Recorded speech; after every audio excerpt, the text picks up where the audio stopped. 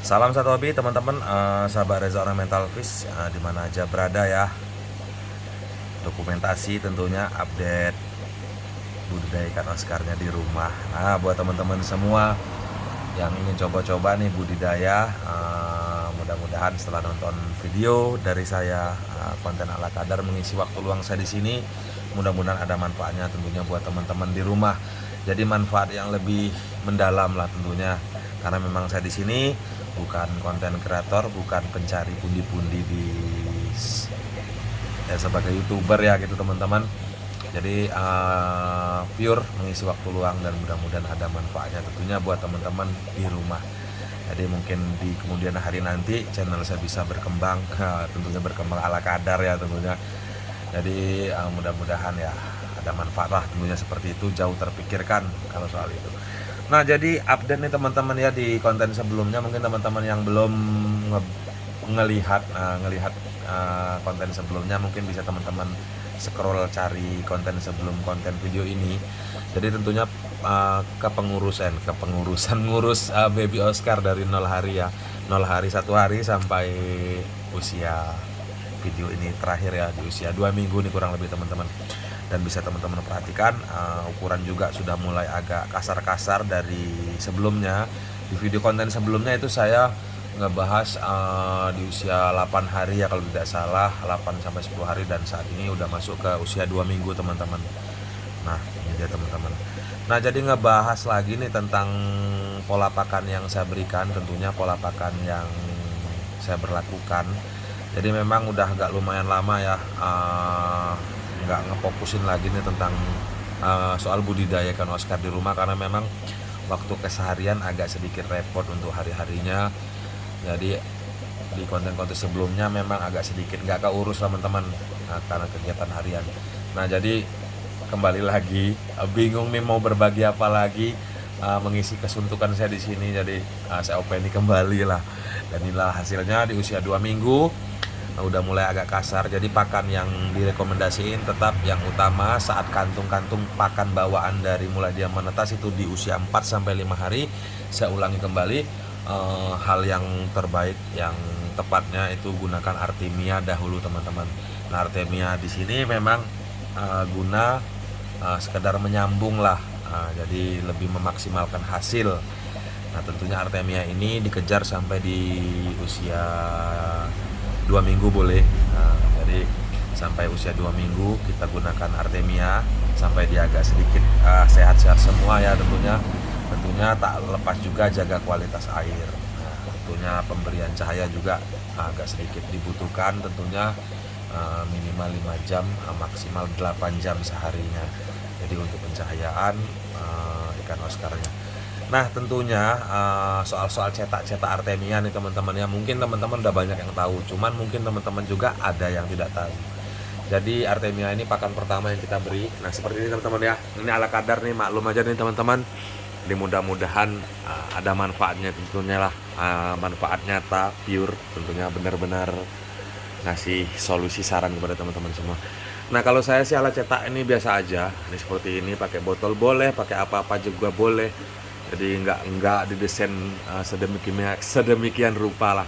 Cukup menggunakan aerator karena memang Artemia laut ya teman-teman, tentunya menggunakan garam ikan boleh, garam asin juga boleh. Nah, seperti ini. Jadi saya tembakkan aja gelembung aerator di bawah ya teman-teman. Terus proses penetasan ini biasanya 1 hari 1 malam sudah mulai menetas. Itu biasanya saya cetak 2 kali, jadi mulai dari menetas saya panen dan saya cetak kembali teman-teman. Nah, ini kalau untuk satu indukan kita bikin 2 ya teman-teman, 1, 2. Nah, jadi saling susul menyusul. Nah, setelah pencetakan tentunya kita juga tak terlepas juga gimana sih cara manen nih Artemianya. Nah, jadi panen Artemia itu sebenarnya simple ya teman-teman. Jadi memisahkan antara cangkang dan Artemianya sendiri. Nah, seperti ini teman-teman nih. Nah, ini begini-begini aja sih, simpel-simpel aja untuk proses panen Artemia dari posisi botol cetakan tadi ya teman-teman. Jadi saya buat seperti ini, dan ini bolong teman-teman. Di atasnya ini saya bolong untuk guna gantung nih teman-teman, digantung aja di kawat nih. Saya bolongin, digantung di kawat, ditunggu sampai 15 menit ya teman-teman, sampai nanti cangkangnya ini misah teman-teman dengan artemia. Nah jadi dia misah ke atas semua nih setelah 15 menit itu pisah. Pokoknya intinya teman-teman rancang lah gimana baiknya bagi teman-teman semua di rumah. Jadi sampai dia misah. Nah setelah dia misah ini cangkang di atas nih teman-teman ya, terus mulailah artemia ini berenang-renang nih di sini nih. Nah berenang-renang di sini tentunya kita tinggal panen nih teman-teman. Nah saat pemanen itu sendiri tentunya kita juga harus desain bawahnya nih teman-teman. Ini agak sedikit penting. Nah desain bawahnya seperti ini teman-teman ya, ini tutupnya, ini ala kadar nih teman-teman. Jadi desainnya seperti ini, boleh pakai selang langsung. Kalau saya di sini pakai dop sambungan teman-teman ya. Saya kasih dop, terus saya lem, jangan sampai ada yang bocor, dan saya lebihkan seperti ini teman-teman. Jadi gunanya untuk apa? Saat nanti pemanenan itu biasanya cangkang dia lari ke atas ya teman-teman, dan sisa-sisa dari kotoran atau cangkang itu dia numpuk nih teman-teman di dinding-dinding sini teman-teman. Nah di dinding-dinding sini. Nah saat pemanenan nanti agar pure murni artemia bersih yang kita ambil, jadi nanti kita buat seperti ini. Jadi saat pemanenan nanti itu sisa-sisa kotoran tuh turun ke bawah sini teman-teman. Jadi tidak ngikut ke lubang panenan artemia. Jika kita preskan di sini otomatis kotoran dan artemia juga ngikut jadi satu, dan itu juga dapat membahayakan dan dapat mengurangi dari hasil maksimal budidaya kita di rumah. Dan untuk settingan bawahnya hanya seperti ini. Mungkin teman-teman bisa gunakan dop seperti ini atau keran seperti ini, atau bisa teman-teman gunakan tutup apa aja lah, yang penting dia tidak bocor seperti itu teman-teman. Nah jadi untuk serok nih teman-teman ya. Nah untuk serok seperti ini, serok halus lah, umum lah, banyak di mana-mana teman-teman ya.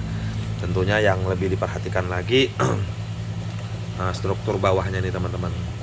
Jadi mudah-mudahan ala kadarnya ada manfaatnya tentunya teman-teman, guna memisahkan panenan artemia full, karena memang jika cangkang terikut itu juga dapat mengurangi kemaksimalan lah, bisa mati itu baby-babynya. Jadi berlanjut ke ini semua tentunya dari mulai pakan artemia tadi berlanjut ke kutir ya, dimulai usia 2 minggu.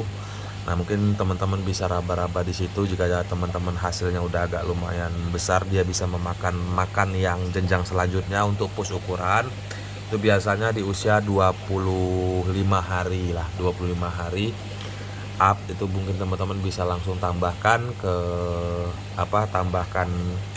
ke jenjang selanjutnya, maksudnya pemberian pakan menggunakan cacing sutra. Nah tentunya dengan catatan cacing sutra maupun kutir tentunya disarankan sekali untuk sterilisasi pakan tersebut. Jadi disiram pakai air bersih lah tentunya ya. Jadi agar bakteri-bakteri, karena memang yang kita ketahui yang kutir, yang cacing sutra itu berasal dari kotoran. Nah tentunya banyak sekali kandungan bakteri di situ. Nah tentunya yang selanjutnya ya kita bisa push ke jenis pakan cacing beku atau ke pelet itu sendiri teman-teman. Nah tentunya tak terlepas dengan menjaga kualitas dari air itu sendiri teman-teman. Nah ini airnya udah bisa teman-teman perhatikan, tanknya udah mulai kotor karena pencahayaan tuh teman-teman ya. Jadi pencahayaan di sini juga perlu, cuman juga seperti itulah kotor. Dan nantinya saat usia 1 bulan itu mulai kita bersihkan. Dan untuk air itu biasanya bisa kita nilai, bisa kita cek sendirilah teman-teman. Jadi teman-teman bisa cek kualitas airnya itu langsung.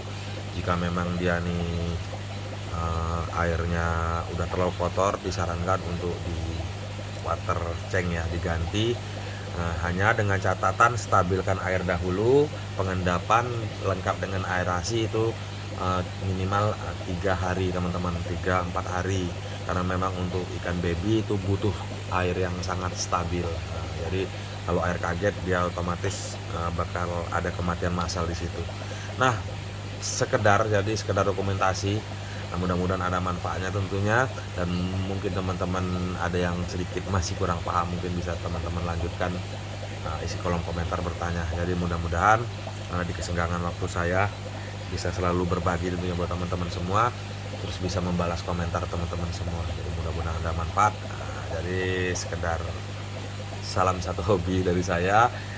Ada untuk kedepannya mudah-mudahan ikan-ikan ini bisa berkembang biak dan pembesaran di kolam tentunya teman-teman. Jadi salam satu hobi, salam Reza Ornamental Fish.